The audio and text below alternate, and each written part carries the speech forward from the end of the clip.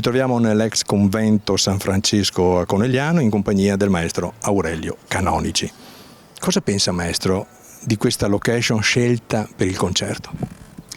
È una location bellissima. Allora, diciamo che di solito i musicisti, le orchestre, i direttori preferiscono suonare al chiuso, perché ovviamente al chiuso auspicabilmente c'è un'acustica perfetta, nessun rumore, nessun disturbo. Qua siamo all'aperto, però devo dire che quando c'è un luogo bello come questo, vuol dire un luogo architettonico, questo è un chiostro quadrato, bellissimo, antico, dalla meravigliosa architettura, poi presenta anche un'acustica bella perché è raccolto e chiuso su tutti e quattro i lati, quindi è molto ispirante. Classe 1965, genovese, una lunghissima biografia, lei mi perdonerà, cerco di sintetizzare in poche parole. Direttore d'orchestra, compositore, pianista, docente e divulgatore musicale. Cosa la appassiona di più? Genovese, anche di origini napoletane, nel mio cuore c'è anche Napoli molto e mi appassiona un po' proprio l'insieme di queste dimensioni, perché diciamo che la fortuna, il privilegio di poter passare dalla dimensione di pianista, di compositore, avendo questa attitudine da tanti anni, di direttore d'orchestra, che forse in qualche modo è un po' la punta di diamante, ma anche autore di libri, ma anche ho tenuto programmi in televisione, appunto divulgatore alla radio, eccetera. Tutto è un 360 gradi che permette di esplorare e di proporre al pubblico la musica in tanti modi. In Italia c'è una grande tradizione musicale, ma non una grande cultura musicale. Oggi il pubblico va riconquistato, ben vengano le iniziative come il Festival Giovani in Musica di Conegliano. Sì, il pubblico va riconquistato un po' in tutto il mondo, non soltanto in Italia. Certo, in Italia stride la cosa perché, come diceva lei, abbiamo una cultura che è superiore a quella della maggior parte degli altri paesi e una grandissima tradizione alle spalle. E quindi il pubblico va comunque riconquistato perché è cambiata la musica, è cambiata la fruizione nei concerti, nell'arte. La musica la si ascolta spesso in sottofondo, spesso distrattamente, mentre invece la musica merita di essere ascoltata in ogni particolare e allora lì arriva veramente il suo messaggio che è portatore di grandissime emozioni. L'abbiamo vista accanto a Corrado Augias nella trasmissione televisiva di Rai 3 La gioia della musica. E la sua passione mentre spiega la musica classica è contagiosa. La ringrazio, questo vuol dire che traspare la passione che ho io e l'emozione che la musica mi dà.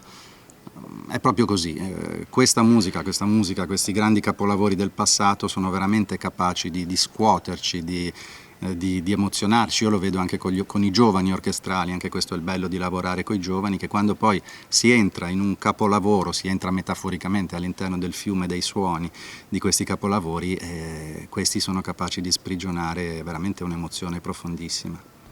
A tal proposito di giovani, lei dirige orchestre come la Sinfonica della Rai. Questa sera dirigerà il Cimento Armonico, un'orchestra composta da giovanissimi musicisti. C'è differenza? Ci sono differenze abissali, ci sono cose che vengono date e vengono tolte in entrambe le esperienze. Diciamo che la grandissima orchestra, come l'orchestra della Rai, altre orchestre che ho diretto anche e soprattutto all'estero, ti danno una perfezione esecutiva quasi istantanea, diciamo, e questo è un grandissimo piacere perché il direttore che dirige sente sotto veramente una qualità strumentale, è un'esperienza meravigliosa. Allora a quel punto si rifinisce come un diamante che va leggermente levigato, pulito e lo si porta a splendere in maniera perfetta. Il lavoro con i giovani è completamente diverso perché vuol dire partire da un qualcosa di ancora privo di forma, ragazzi che spesso neanche si conoscono bene fra di loro e quindi non hanno l'abitudine, non hanno la conoscenza del repertorio, molte volte scoprono un brano quando glielo sto proponendo io durante la prova e la cosa molto bella, invece affascinante, è che è proprio vedere la gioia di un giovane che non aveva mai suonato o accompagnato il quarto concerto di Beethoven o la Sinfonia Italiana di Mendelssohn e nel momento che incomincia il risultato a uscire fuori e veramente si incomincia a percepire la bellezza di questa musica perché si è pulito il lavoro, si è pulita l'intonazione, si sono pulite le note, le arcate, tantissime altre cose, incomincia a uscire la potenza di questi brani e quindi i giovani sperimentano con te, che magari li hai già affrontati, però insomma vedere l'emozione che sorge in dei giovani, non sono diciamo viziati dall'abitudine, da dire cosa suoniamo, ah beh l'ho già suonato 50 volte, questo o quello per me pari sono. No, questa è una scoperta continua per loro e quindi è bello condividerla.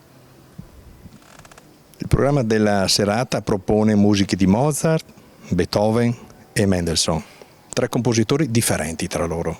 Perché questa scelta?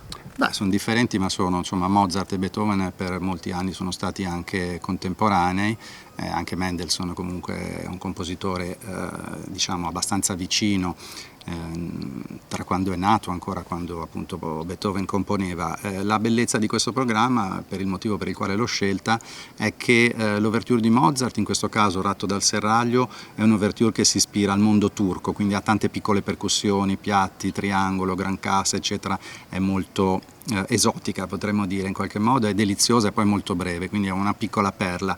Il quarto di Beethoven è forse per certi versi dei 5 concerti per pianoforte e orchestra il più difficile da suonare per il pianista, è di una bellezza che non le descrivo perché è veramente una bellezza continua, e la sinfonia di Mendelssohn è la sinfonia scritta da un giovanissimo Mendelssohn che aveva 20-25 anni quando venne in Italia, arrivò a Napoli, arrivò a Roma, anche lui fu incantato dal nostro paese, ascoltò suoni, atmosfere, colori, sole, Mediterraneo, luce, gioia di vivere e trasfuse queste meravigliose sensazioni in questa musica che ha una freschezza inesauribile.